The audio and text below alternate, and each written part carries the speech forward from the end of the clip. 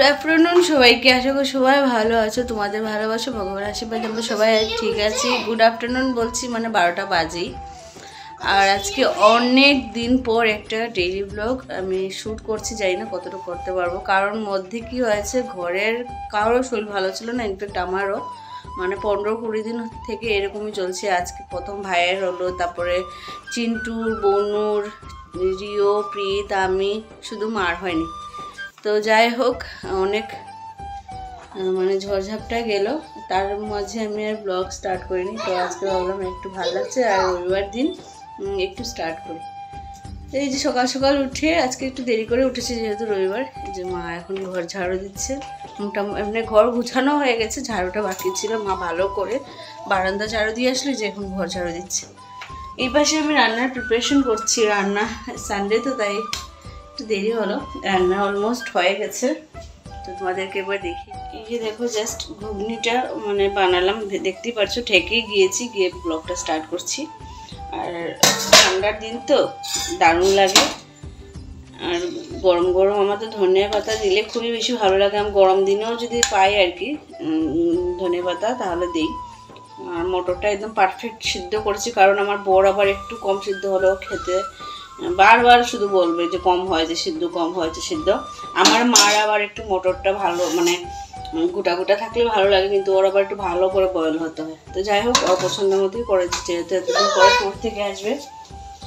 কি বাবা, আর এই যে দেখো আটা মাখছি, এখানে গরম একদম ফুটানো জল দিয়েছি, একটু ঠান্ডা হচ্ছে, এখন আটাটা মাখবো। তো পরোটা করবো, একটু হোয়াইট আটা দিয়েছি আর একটু মানে লাল আটা। বলো। হ্যাঁ না না, প্লেন পরোটা। হ্যাঁ প্লেন পরোটা, আলু দেবো না, ঠিক আছে? আলু পরোটা তো কালকে খেয়েছো না? কে এসছে দেখো তো, পাপ্পা নাকি?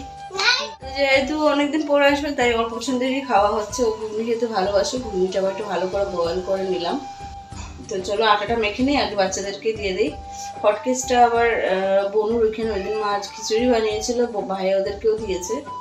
মানে কি বলবো, এরকম গিয়েছে, ওইদিকে মা গিয়ে একবার রান্না করে দিয়ে এসছে, আমার এখানে এসে আবার রান্না করেছে, ওইদিকে গিয়ে বাসন ধুয়েছে, এইদিকে ধুয়েছে, মানে মার উপরে সেই চাপট গেল। তো যাই হোক, আপাতত এখন সবই সুস্থ। বনুর আবার তো 4-5 দিন আগে স্যালাইন চলেছে, ও আবার মার বাড়িতে ছিল, আজকে হয়তো আসবে। ওই আর কি চলছিল, মানে অনেক মানে না শরীর ভালো ছিল না মেন্টালি স্টেবল ছিলাম যে ব্লগ করবো। তো চলো অনেকদিন পরে ব্লগ স্টার্ট করছি, আশা করি ভালো লাগবে। সামনে অনেক কিছু আসতে চলছে, অনেক কিছু ফান মাস্তি, তো ওইগুলো শেয়ার করতে হবে তোমাদের সাথে, ভিডিও করা বন্ধ করে দিলে হবে না। তো চলো আর বকবক করছি না, ব্লগটা স্টার্ট। তো চলে এসেছি রান্না করে। হয়তো আমার ব্লগ অনেকেই দেখতে পছন্দ করো না, কিন্তু আমি তাতে আমার কিছু আসে যায় না। আমি চেষ্টা করছি নিজের থেকে কিছু করার, ঘরে থেকে সব কিছু মেনটেন করে। তো যারা এইটা নিয়ে হাসি ঠাট্টা এগুলো করো তাদেরকে বলছি ঘর কিছু সব কিছু মেনটেন করে আমার মতো তারপর এরকম ব্লগ বানিয়ে দেখিও, তারপরে দেখবে কতটুকু মানে কত কষ্ট, কত কিছু ম্যানেজ করতে হয়। যাই হোক, তো ঠান্ডার মধ্যে এরকম পাতলা করে ঘুগনি আর তার সাথে পরোটা বা পুরি খুব ভালো লাগে খেতে। তো পুরি বানালে যেহেতু তেলটা বেশি লাগে, তাই আমি অল্প অল্প করে ব্রাশ দিয়ে তেলটা লাগিয়ে দিচ্ছি। আজকে পরোটা করছি, বরকে আজকে না জিজ্ঞেস করেই মানে করে নিলাম। এই যে দেখলে তো বর এসে গেল, ও চেঞ্জ করছে, ততক্ষণ আমি বাচ্চাদেরকে খাওয়া দিয়ে দিয়েছি। ওকে জিজ্ঞেস করলাম, ও ফ্রেশ হয়ে বললো হ্যাঁ আমাকে দিয়ে দেবো, ওকেও দিয়ে দিচ্ছি। যে খেয়ে বিছানাতে শুয়ে ও মোবাইল দেখছে, আর যেহেতু ও শর্ট পরা ছিল তাই স্টিকার লাগিয়ে দিলাম, যেহেতু ও পছন্দ করে না এরকম কাপড় ওকে দেখানো। যাই হোক, তো সবাইকে দিয়ে আমি আর মাও বসে গেলাম। খাওয়া দাওয়া শেষ, খেয়ে দেখো কয়টা বাজে, 1:45 বাজতে চললো। এই যে এখন যাচ্ছি বাজারে, কারণ ও অনেকদিন পরে এসছে, মাছ খাবে। 1 সপ্তাহ 2 সপ্তাহ ধরে ঘরে ঠিক মতো খাওয়া দাওয়া চলছিল, তো একটু মাছ নিব আর দেখি টুকটাক কি সবজি নিই। তো চলো যাই।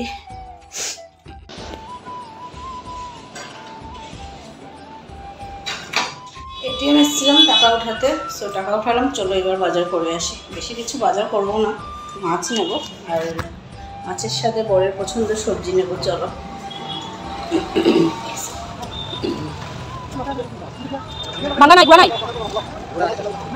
2000 years later. বাজার থেকে চলে আসলাম, টুকটাক সবজি মাছ নিয়ে আসছি। এসে দেখি মার প্রীতকে ভালো করে সরষের তেল দিয়ে স্নান করে দিয়েছে। এখন রিওকে, রিও কি হচ্ছে?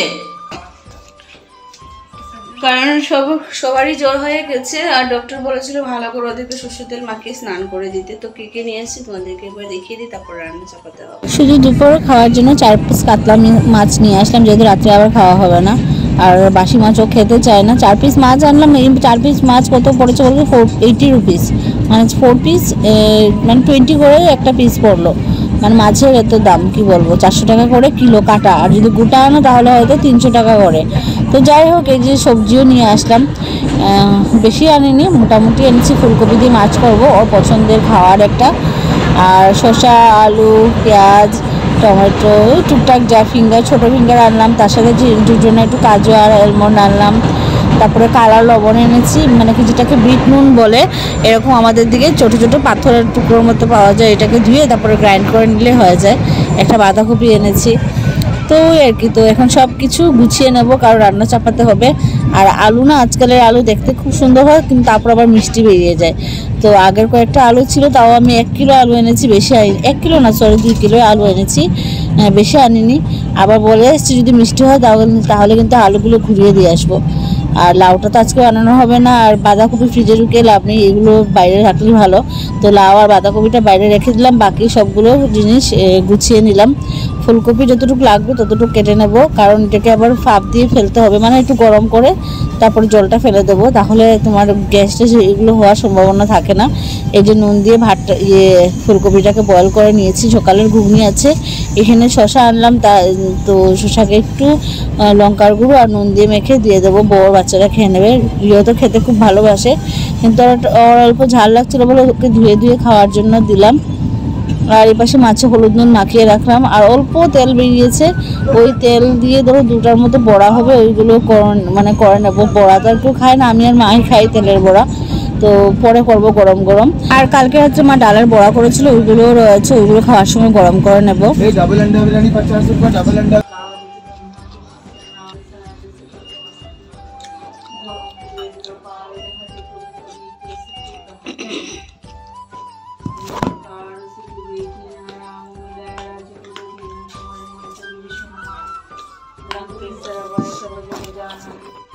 খাইবেন পাপা, খাও।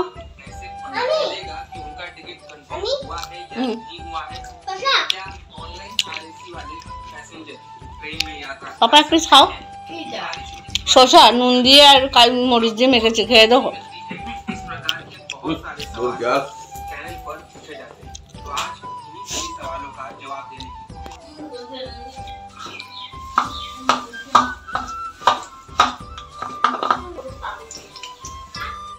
ঘড়িতে বাজে দেখো 2:10, এখনো ভাত চাপাইনি। মাছ ভাজা করব, মাছের তেলটা বড়া করছি। মা বলছে চা খাবেন সকালে, আজকে মাকে চা দিইনি, লাল চা খেয়েছেন একবার। তো এই চলে আমার আর মায়ের 2, 2:30, 3টে চা হওয়া।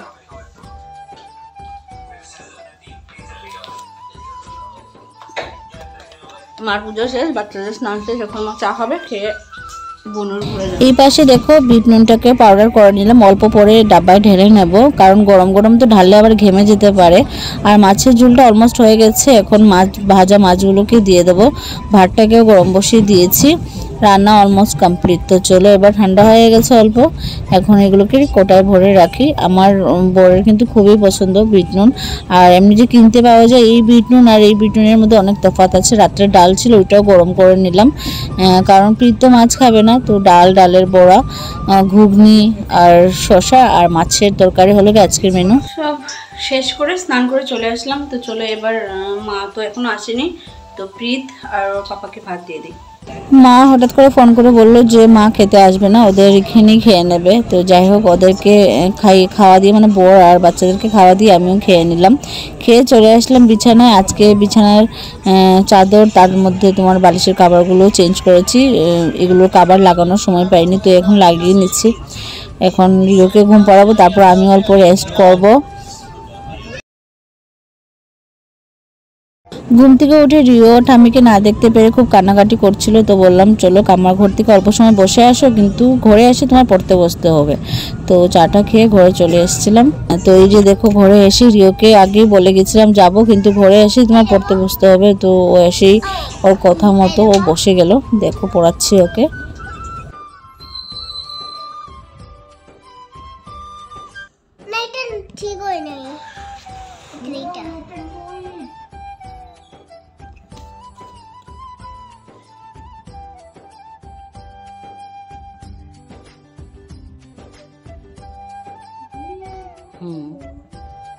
4 4 44 4 3 43 হুম 42 হুম 4 2 হুম 42 তারপরে 41 হুম 4 141 গুড 2,000 years later. ওদের খাওয়া শেষ তো আমি আর ও এখন খাবো, মানে আমার হাজবেন্ড। আর ঘড়িতে কয়টা বাজে দেখো, 11টা বাজতে বলো। আমিও তোমার সঙ্গে দুইবার আচ্ছা ঠিক আছে। আর 11টা বাজতে 10 মিনিট বাকি। হোমওয়ার্ক জাস্ট কমপ্লিট হলো, ওদেরকে আগে খেয়ে দিয়েছিলাম। তো চলো আর আমি হোমওয়ার্ক খেয়ে নিই, তারপরে কি ব্লগটা এন্ড করবো। আর আজকে মানে এখন আর কিছু করিনি, ওই দুপুরের ঘুগনি ছিল, মাছ তরকারি আছে, ব্যাস হয়ে যাবে দুজনের। চলো খেয়ে আসি।